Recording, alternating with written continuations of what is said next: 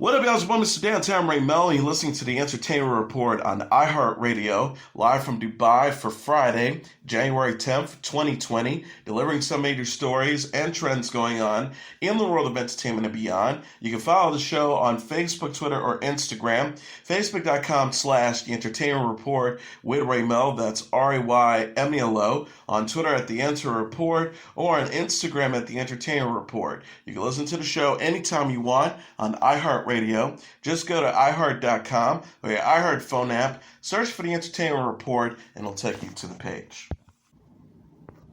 The Irishman Uncut Gems star Adam Sandler and Once Upon a Time in Hollywood actor Brad Pitt were honored at the 2020 National Boards of Review Gala. The event took place Wednesday at an untelevised gala dinner at Caprini's in Manhattan.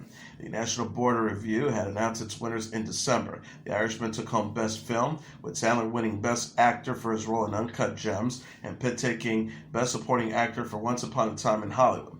The Irishman also won Best Adapted Screenplay for Steven Zillian, and the MBR Icon Award was presented to director Martin Scorsese and stars Al Pacino and Robert De Niro. Singer-musician Bruce Springsteen said while honoring the film, "If you've been with them on this whole journey, it's beautiful to behold." The gala followed the Irishman's win for Best Picture at the New York Film Critics Circle Awards in December. Once Upon a Time in Hollywood also won Best Director for Quentin Tarantino, while Uncut Gems took home Best Original Screenplay for co-directors and writers Josh and Benny Safdie and Ronald Bronstein. Bradley Cooper presented Best Supporting Actor to Pitt, who credited Cooper with his sobriety in his acceptance speech. Pitt said, "I got sober because of this guy, and every day has been happier since." He added, "I love you, and I thank you."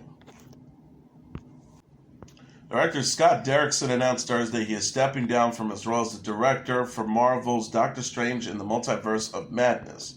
Derrickson said in a tweet, "Marvel and I have mutually agreed to part ways on Doctor Strange in the Multiverse of Madness due to creative differences. I am thankful for our collaboration and will remain on as EP." The studio confirmed the split with Derrickson, who also directed the first Doctor Strange film in 2016, in a statement to Variety, also citing creative differences.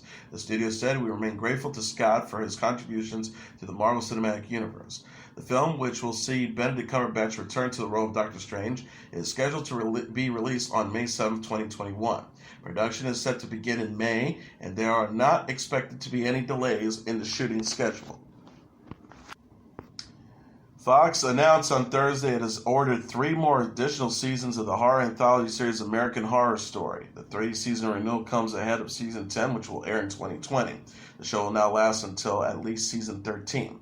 American Horror Story is created by Ryan Murphy and Brad Falchuk and first premiered in 2011. Each season has been centered around a new horror theme and setting. The previous season, titled 1984, arrived in September 18th.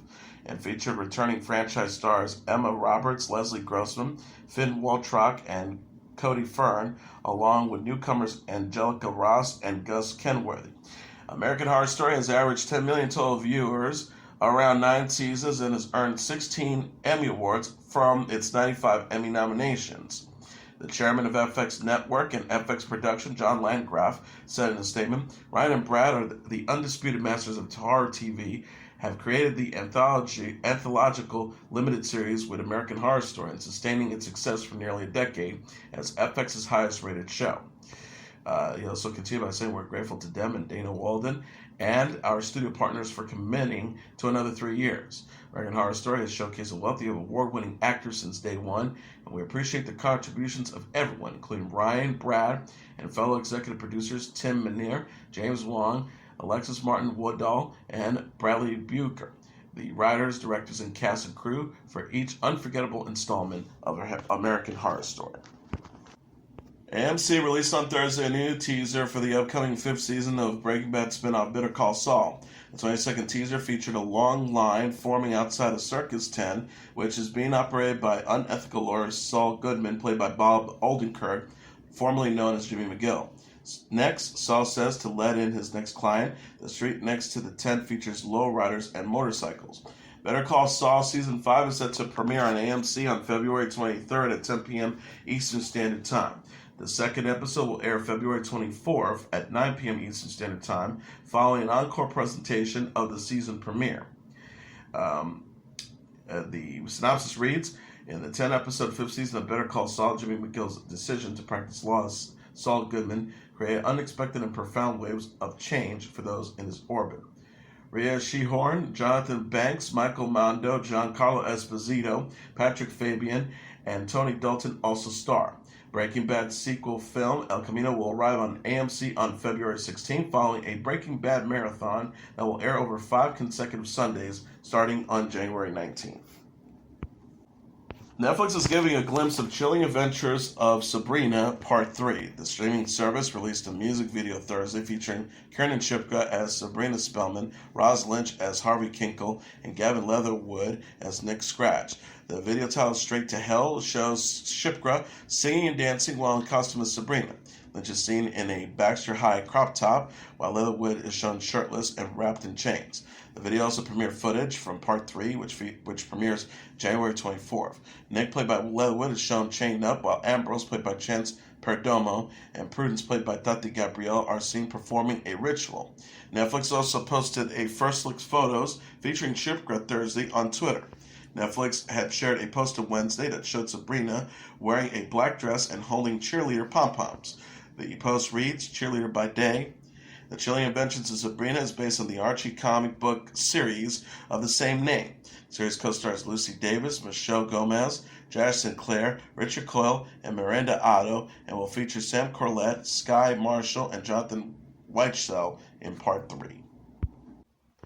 Burt Ward, the actor who played Robin in the 1960s Batman television series, received the 2,683rd star on the Hollywood Walk of Fame on Thursday. Ward was honored in a ceremony in front of the Guinness World Records Museum on Hollywood Boulevard, where director Kevin Smith and television personalities Maria Menounos and Nancy O'Dell spoke on his behalf. The Batmobile was also on site, along with people dressed as characters from the Batman series, as Ward exclaimed, "Holy turnout," referencing Robin's signature calf rage from the show. Ward recalled dreaming of being a superhero in his youth and encouraging others to follow their own aspirations. He says, "What I want to tell you is that thoughts can be things, and if you think hard enough, really put effort behind it, you can make it your world whatever you want to be." Ward's star will be placed next to his longtime co-star Adam West, who played Batman and died in 2017 at the age of 88. On Thursday, Bill Cosby appealed his 2018 sexual assault conviction to the Pennsylvania Supreme Court. Cosby's 82 asked the court to weigh whether his rights were violated in the trial in which he was convicted of drugging and sexually assaulting Andrea Constant in his home in Philadelphia in 2004. He took issue with the court allowing testimony from 5 other women who accused him of sexual misconduct, including a civil disposition testimony, denying a hearing with examination of witnesses, and sentencing him under the 2018 Sex Offender Registration Act. The filing states that there are cases in which the outcomes are deeply influenced by public panic, fueled by the nature of the allegations lodged, the media, and other special interest people, and creates a dangerous precedent. It states the instant case is one that has pushed the criminal justice system of this Commonwealth and the bedrock principles upon which it rests to that precedent.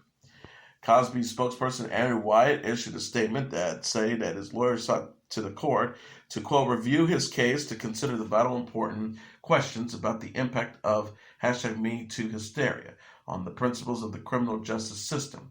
Wyatt says the trial's court overridden concern should have been to ensure a fair proceeding on the single charge offense for which Mr. Cosby was a standing trial, not to provide a platform to any and all accusers who belatedly wanted their day in court. Cosby states that he was stripped out of his presumption of innocence, as the testimonies of the 5 other women served no purpose other than to suggest that because they allege Cosby made non-consensual contact with them, signifying his contact with Constant was also non-consensual. He also said he testified in Constant's civil suit, forfeiting his Fifth Amendment right against self-incrimination only because then Montgomery County District Attorney Bruce Castor said he wouldn't be prosecuted. Cosby is currently serving a 3 to 10 years prison sentence at a maximum security state prison in Pennsylvania.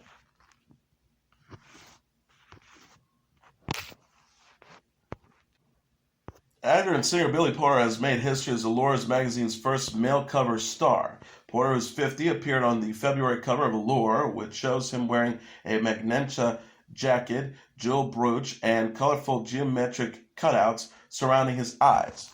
In the interview, Porter discussed fashion and masculinity. Porter, who wore an all-white outfit with a long feathered train to the Golden Globes this week, said he always found fashion a form of self-expression. Porter recalled, "I've always wanted to do something different. I've always wanted to express myself in clothes differently. And I always have great taste and expensive taste." He said, "When I was 10, I could walk into a store for my Easter suit and scan the suits, and it would inevitably be the most expensive suit in the store." Porter's other memorable looks included the tuxedo gown he wore to the 2019 Oscars and the gold catsuit and wings he sported at the 2019 Met Gala. Although many celebrate his gender-bending style now, Porter says he was silenced by societal constructs of masculinity for years. The actor says the heteronormative construct that masculinity is better silenced me for many years. It was like my masculinity was in question before I could even comprehend the thought. He added, "I was sent to a psychologist at 5 years old because I was a sissy and my family was afraid. I loved them. They didn't know. It was a different time."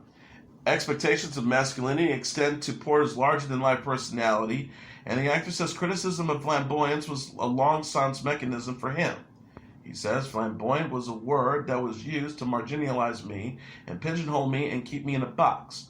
You get in the room, you give them flamboyant, and then they come back with you with, "He's too flamboyant."